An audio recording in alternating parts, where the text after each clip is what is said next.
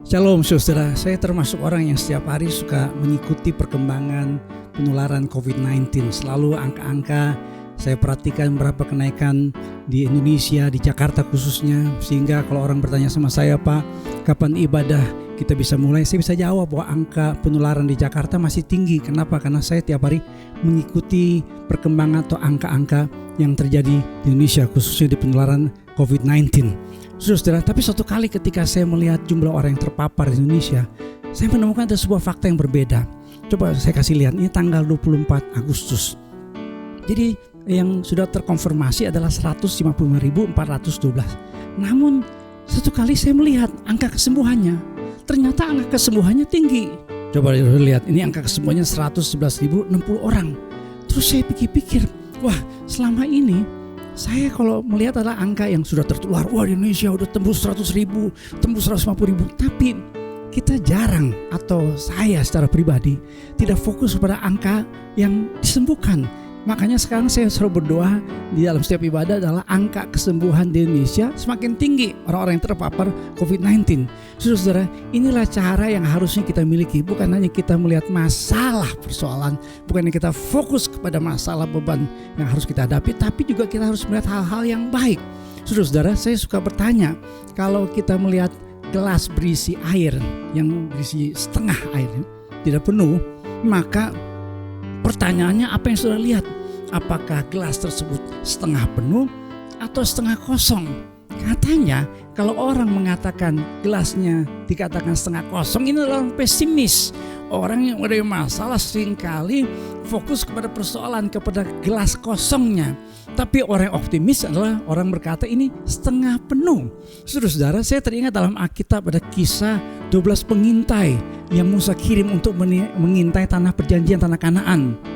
Pada waktu itu orang Israel tinggal menyeberangi sungai Yordan dan masuk tanah perjanjian. Tapi yang menarik adalah ada perbedaan dalam fokus. Fokus 10 pengintai dikatakan dalam Bilangan 13 ayat 32 yang berkata juga mereka menyampaikan kepada orang Israel kabar busuk tentang negeri yang diintai mereka dengan berkata, negeri yang telah kami lalui untuk diintai adalah suatu negeri yang makan penduduknya. Dan semua orang yang kami lihat di sana adalah orang-orang yang tinggi-tinggi perawakannya. Juga kami lihat di sana orang raksasa, orang enak yang berasal dari orang raksasa, dan kami lihat diri kami seperti belalang, dan demikian juga mereka terhadap kami. Saudara, saya kasih bold, kasih warna yang berbeda. Ungkapan kami lihat. Yang dilihat oleh 10 pengintai adalah persoalan, tantangan, masalah. Ada orang-orang raksasa, orang enak, orang-orang yang menakutkan. Itu menjadi fokus, dan fokus ini ditularkan kepada orang-orang Israel. Kalau saudara baca dalam Bilangan 14 mulai ayat yang pertama sampai dengan ayat yang ketiga, ada masalah, ada ketakutan. Orang-orang Israel berteriak, menangis, ketakutan, dan mereka seperti memberontak mau kembali ke Mesir. Saudara, beda dengan fokus Yosua dan Kaleb. Yosua dan Kaleb berkata kepada segenap umat Israel dalam Bilangan 14 ayat yang ke-7, negeri yang telah kami lalui untuk diintai adalah luar biasa baiknya.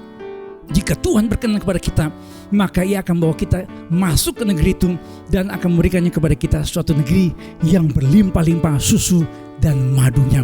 Yosua dan Kaleb masuk tanah perjanjian. Kenapa? Karena mereka fokus pada janji Tuhan, fokus pada berkat yang Tuhan sediakan. Sekarang kita menghadapi situasi yang sulit, kita harus ganti fokus kita. Katanya secara psikologis, kalau tiap hari ini kita terpapar yang namanya berita-berita negatif. Kita mungkin tidak terpapar dengan virus corona, tapi kita terpapar dengan berita-berita negatif. Kita terpapar dengan virus-virus negatif, maka hidup kita menjadi tertekan, hidup kita menjadi bermasalah. Saudara, ada ungkapan yang bagus dalam bahasa Inggris, when you shift your focus, you change your life. Saya suka mengatakan begini, if you change your focus, you will change your emotion. Apa yang menjadi fokus hidup kita saat ini? Apakah karena saat ini kita masalah keuangan? Ya, seorang istri selalu kirim WhatsApp ke suaminya, "Pa, bla bla bla bla." Di akhirnya pakai ungkapan GBU. Wih, suaminya gembira. Istri gue luar biasa. Kenapa?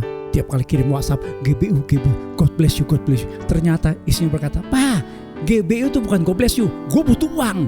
Nah, apakah istri hanya fokus kepada masalah keuangan? Kita yang sakit, apakah hanya kepada sakit penyakit, sakit hati kita, kemarahan kita, persoalan pekerjaan kita, masalah anak kita, ataukah kita fokus kepada janji Tuhan, kebenaran firman Tuhan, dan kuasanya yang ajaib. Saya mengajak jemaat Tuhan, mari kita fokus pada janjinya, fokus pada Yesus Kristus, supaya kita jadi pemenang lebih dari pemenang. Yang percaya katakan amin. Berikan kemuliaan buat Tuhan kita. Puji Tuhan.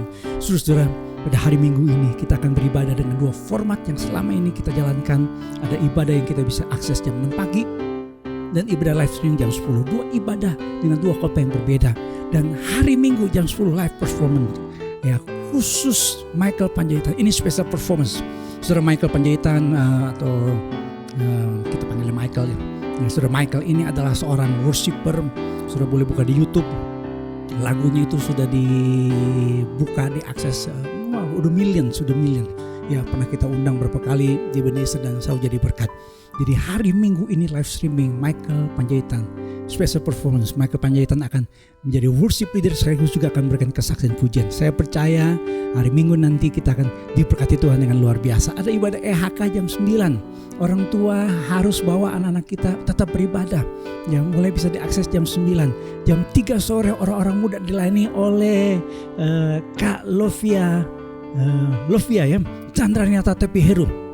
Ya, ini ada satu pelayanan khusus. Pembicara ini adalah istri dari Christopher Tepi Heru.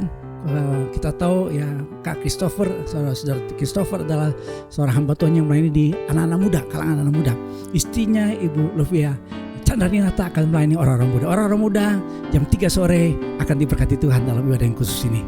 Nah, saya mengajak jemaat Tuhan untuk selalu mengikuti protokol kesehatan yang pemerintah tetapkan, selalu menjaga jarak. Ya, kalaupun foto-foto ketemu teman lama tetap pakai masker. Kita ngobrol di restoran juga harus hati-hati. Resepsi sekarang sudah jadi penularan. Kita kerja di kantor, ya kadang-kadang kita lupa, kita harus tetap pakai masker. Kita lupa kadang-kadang, dan itu bisa menjadi masalah. Jadi tetap jaga jarak, pakai masker, dan selalu cuci tangan. Tuhan pasti memberkati. Amin.